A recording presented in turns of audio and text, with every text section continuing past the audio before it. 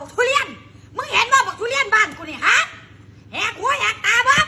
ให้ไม่ได้ริมรถน้ำกันบอกทุเรียนเนื้อของกูนี่พอตั้มก็200 พวงหรือมึงเคยเห็นบ่เนื้อใหญ่กูมึง8 เทียบุญอีห่ามึงไงสิว่าจะขวางคักไปจังไหนบอกทุเรียนบ้านกูมึงเคยเห็นบ่ถ้าบ่เคยเห็นกับบ้างแซ่บให้กระแซ่บขาดมีว่าฉีดคุณมึงเคยเห็นบ่นี่ฮะกูก็ว่ามันที่สุดเอาไว้เนาะ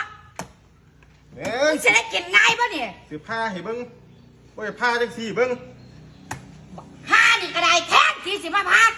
ให้กูตั้งแต่ที่แรกๆนั่งยังสะเบือบจนนั่นละหัวอย่ามองอยู่นั่นผ้าให้มันเป็นให้มันได้กินเลี้ยนหน่วยนี่ใหญ่กว่าบาทมันตัวบ่ทำก็200ยิ้มเลยนี่ปาดีๆแหมมันนี่มีหัวฉีดเอาเบิ้งคัก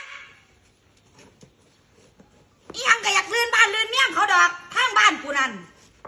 บอกก็สูงขอขอดบอกโปรเฟชชั่นแนลข้าออกแจกกันได้เบิดเที่ยงกูตัวนี้มึงเห็นบ่มึงเคยกินบ่ในบักทุเรียนขัวมึงเคยกินบ่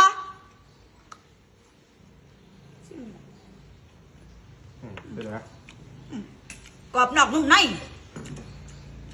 หอมมาสำตัวพูนชีดเคยเห็นบ่เอาผู้บ้านมันมานับแทงกับบ้านเฮาดูนี่ชีดบักทุเรียนบอกว่าเอามานับแทงด้วยอันมึงพาอยู่นั่น